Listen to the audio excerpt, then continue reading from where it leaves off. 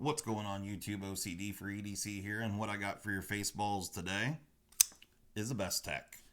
Before we get into this, I wanted to say I think I'm going to post this video on Sunday, and I just wanted to let everyone know that we will be doing a live video. We have a bunch of horrific gear to show off, which should be a lot of fun, and we did this once before, and it was a lot of fun, so I'm really looking forward to it.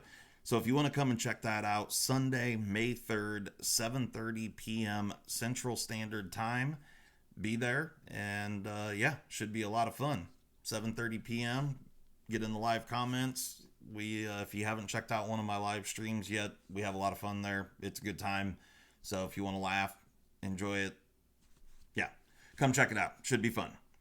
All right, so what we got here, the Bestech. This is the Bestech Ascot. I'm going to set it this way just so it sits straight. Do a few size comparisons. Here it is with the Spyderco Paramilitary 2 in S45VN. Here it is with the Spyderco Mannix 2. So you get a good size representation there. If anyone's interested in picking up this knife, I had a guy begging me for it for way before this thing ever came out, and then when it came down to it, he backed out. So this one is for sale. If anyone's interested, hit me up. My email's in the description below. All right, here it is with the Ritter Hogue. I've got a couple other full-size knives sitting here. There it is with the Cold Steel 8010. So you can see we're talking about a pretty good size knife. And I got one more full-size knife sitting right here. This is the Chris Reeves Sabenza 21 with the Insingo blade. That's Mr. BJ Hills over at Hilltop Knives and Gear. If you're not, go check out his channel. I'll throw a link up in the description to BJ's channel. Really good guy. Got some awesome stuff over there. So anyway, all right, Bestech Ascot. This is not a brand new model. However, this is a newer configuration of the model. I don't know exactly when the Ascot came out. It's been around for quite a while. The original ones were done with G10 carbon fiber laid over G10 like a laminate material. I've never handled one, so I can't really speak to it exactly as far as the materials and how well they feel and whatnot. But the original ones had D2 blades, still a liner lock with the carbon fiber laminate over G10, like I said, and they come in multiple different colors. Those sold for, I think, around $85 or $88, something in that range. The original ones had the titanium pivot collar, just like this. However, they did not have the titanium pocket clip. They had a stamped steel clip. It was not a deep carry clip. Still mounted in the same configuration. You can see here, this is right side tip up only carry. But on this particular model, what you're looking at here, you've got burl wood with carbon fiber bolsters. You've got these bronze anodized titanium pivot collar on both sides, as well as a milled and matching titanium pocket clip. The clip works extremely well. It's got good retention, goes in and out of the pocket really nice. And for the size of this knife, it actually carries very well. It's not very tall in this dimension here.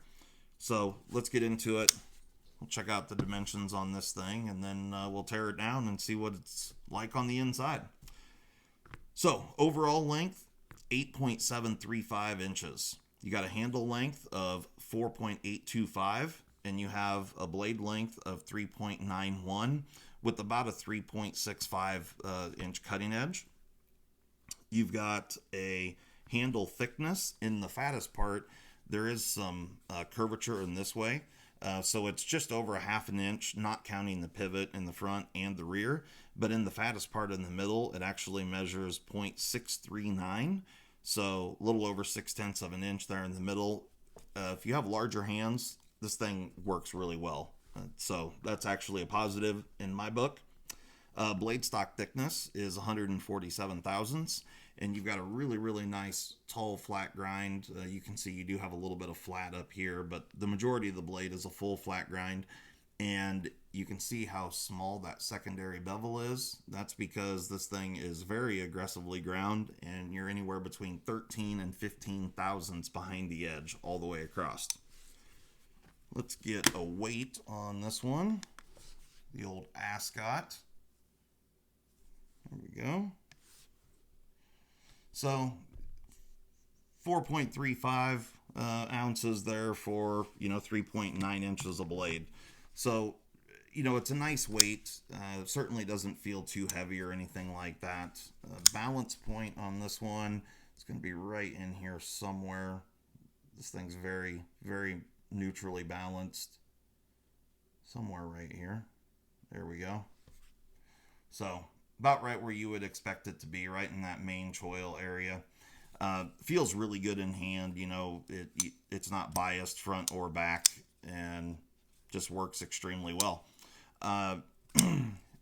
Blade steel, I didn't say what the blade steel. So the original one, the $88 one, is D2. You can see here on this model, you've got 14C28N. This one here happens to have the black coating. However, you can get this exact same model, same handle configuration, same pocket clip with a satin blade. So if you don't like the black coating, they do offer it in satin. Price is the same for both. Basically, you're looking at an extra $20 over the original version. This is riding on bearings. And what you're getting upgraded is the handle materials. So that, the original is the G10 carbon fiber laminate with, like I said, a couple different colors. And the steel pocket clip D2 blade. So you got some really nice upgrades here for only adding about $20 to the knife. Is really nice. You get not only some functional upgrades with the pocket clip and the blade steel, you also get some aesthetic upgrades as well with the Burl wood and the carbon fiber bolster, and the titanium pocket clip. It just looks nicer than the stamped steel clip. So yeah, I think it's a really nice package all the way around, and it brings a lot of value to the table for a knife like this to be right at that $100 mark. On White Mountain Knives, that's where this one came from. They sell for $108, and you can do the 10% discount, so you're getting it for just under $100. And I think that's a really nice price for what you're getting here. For those that aren't familiar with Bestech, these are the boxes that they ship in. I normally don't really show boxes much, but this one actually comes with a pretty nice pouch. It is embroidered there with their logo, and it's a double-sided pouch, and you get a cleaning cloth and a little warranty card and whatnot. So kind of a nice little thing. It's a little bit nicer than just getting a cardboard box. But anyway, so the knife all the way around, I really like the knife. Ergonomics are really great. It's just a really, really neutral handle, but big enough, for a guy like me that has really large hands. You do have some really functional jimping up here. I really like the jimping on this because it's very, very fine. And that's something that I really enjoy. I do wish that it came out a little further. That would have been nice. But the jimping, it's not a thumb destroyer or anything. Or, it just would have been nice using in this pinch grip to have that jimping, out in this area. So Bestech, if you're watching, extend that down a ways. I think that would be a nice little upgrade. So you do have the jimping there, and then you also have jimping on the flipper tab. This is really my only negative with the knife, and you can see that you've got that nice fine jimping on the flipper tab all the way until the very end, and then it like hooks up just a tiny bit right there on the very end.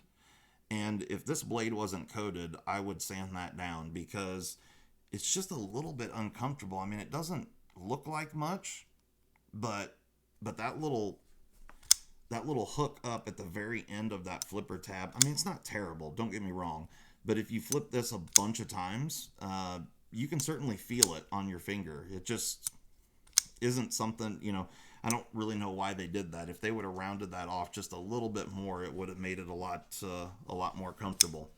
Action on this thing is, it's a bearing liner lock, and and I'm pretty sure I can see it. I haven't taken this apart, but yeah, it definitely has a detent ramp, which is really nice.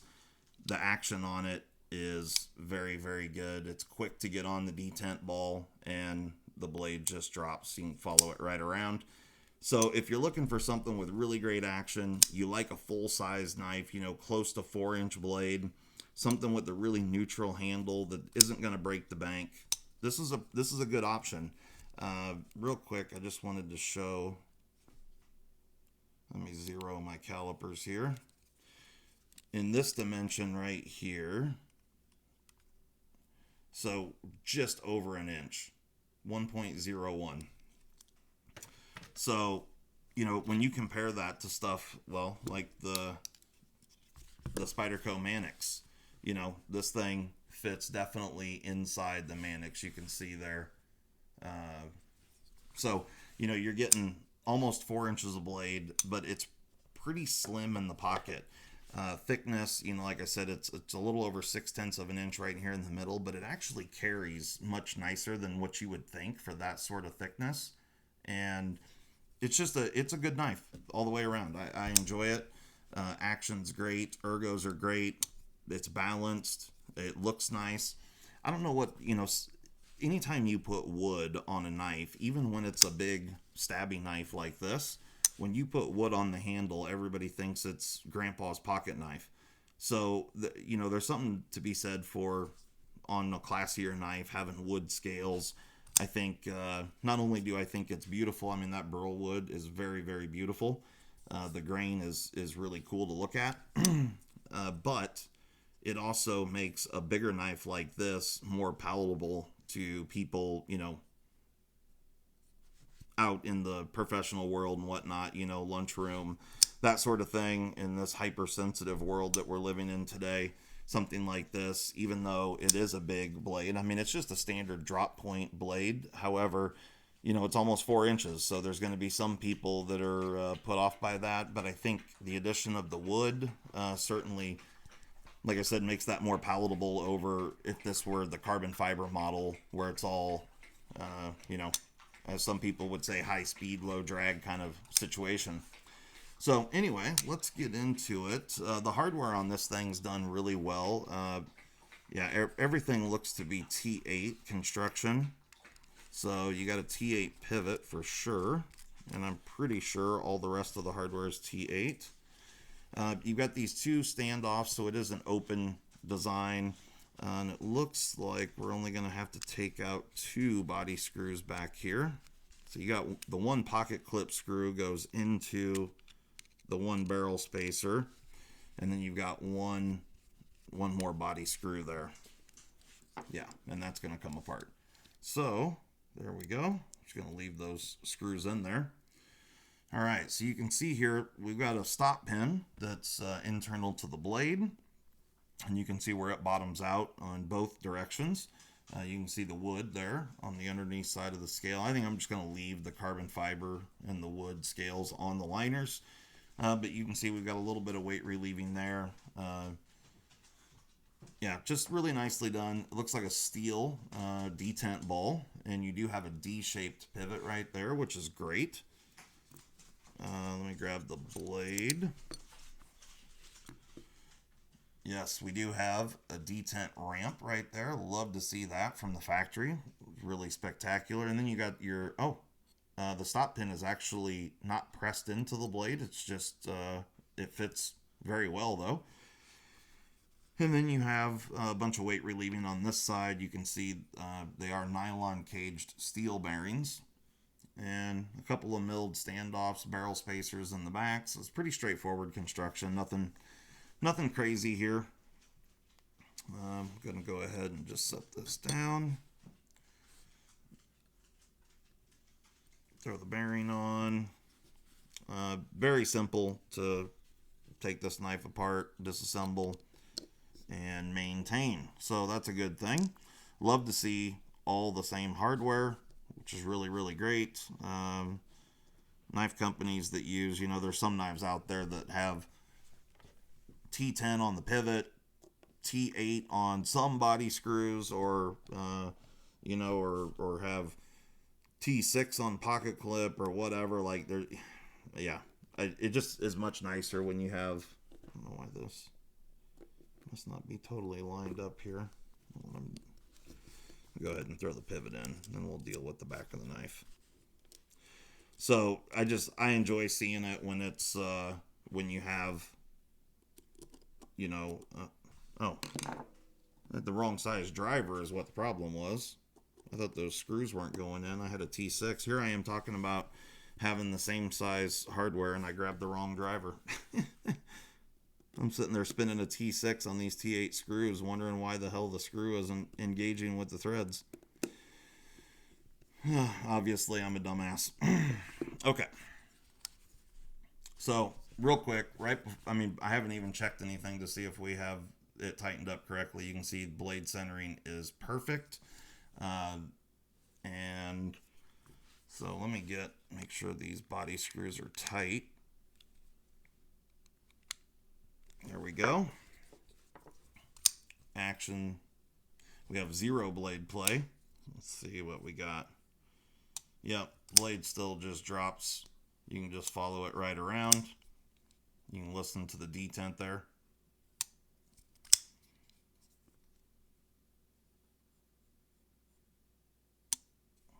Yep. So, really nice action on this one. You know, it's what you would expect for, you know, a modern day on bearings liner lock flipper. So like I said, guys, I really enjoy this knife all the way around. I think the price is right. I think you getting quite a bit of knife here for the money. Really, my only negative on it is that little edge on the flipper tab. And, you know, I'm sure after enough flipping and whatnot, that coating will kind of start to wear off right there. And then I may take a little sandpaper to that just to knock it down. If, like I said, if it was a satin blade, I would have already done it. Just that it's not even a really big deal. It's just that if you flip it over and over and over, you start to get a little tender spot on your finger, but not a huge deal. Flipper tab doesn't stick out a ton, so not terrible in the pocket. And overall, for the size of this thing, it really carries quite small in the pocket. You know, only having, you know, right at an inch in this dimension is really spectacular in comparison, you know, to something like this, which I love the Mannix. I'm not knocking it. It's just, it takes up a lot of real estate in this dimension here. But, you know, something like the Ritter Hogue, you know, you can see the Ascot is quite a bit slimmer, and in thickness, the Ritter Hogue is kind of a chunky guy. You know, it's palm filling and good, but yeah.